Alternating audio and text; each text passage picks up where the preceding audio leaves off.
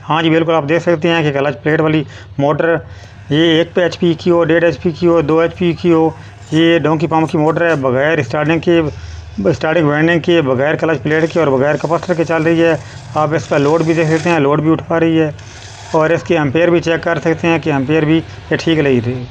मेरा नाम है नैयर और आप देख रहे हैं इलेक्ट्रिक मैन 324। आपने इसमें कोई बातों का ख्याल रखना है और कुछ एहतियात करनी है। ये स्टार्टिंग की इसकी वाइंडिंग है, ये आप देख सकते हैं कि 2 सेट इसके बिल्कुल जले हुए हैं और 2 सेट इसके ठीक हैं। जो सेट ठीक हैं उसको आपने ऐसा करना है कि वो इस तरह इसका पेपर उतार लेना है ऊपर से और इसको हाथों के साथ आप निकाल लें।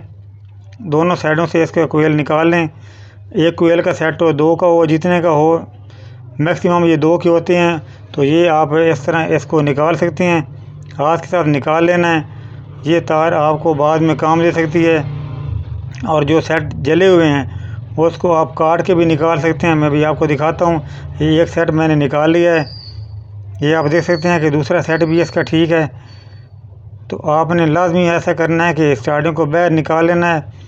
हाँ, इस सूरत में लाजमी निकालना है अगर स्टार्टिंग वाइंडिंग जली हुई हो और आप सिर्फ इसको रनिंग पे चलाना चाहें।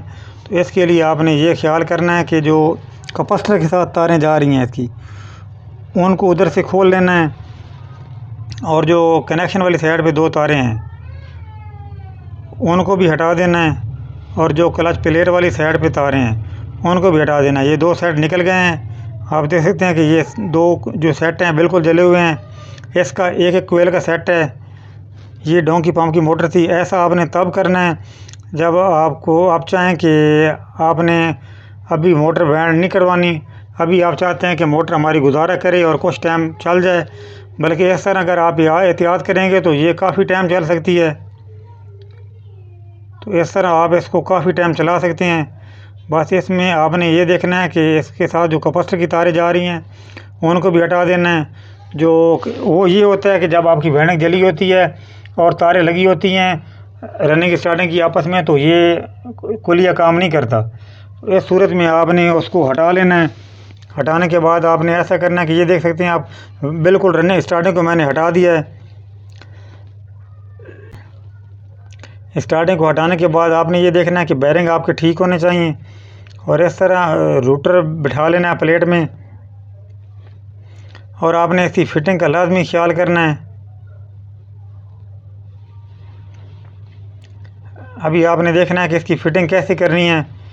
फिटिंग इसकी बिल्कुल नरम होनी चाहिए ताकि आसानी के साथ ये घूम सके।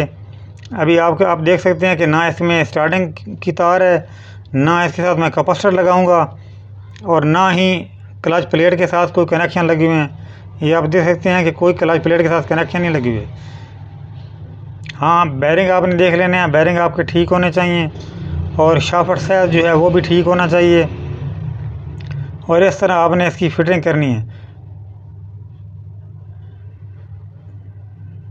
इस तरह करके आपने इसकी फ़िटिंग कर लेनी है ताकि दोनों प्लेटें जो हैं अच्छी तरह बैठ जाएं। इस तरह करके आप मोटर को चला सकते हैं जितना मर्ज़ी आप चलाना चाहें।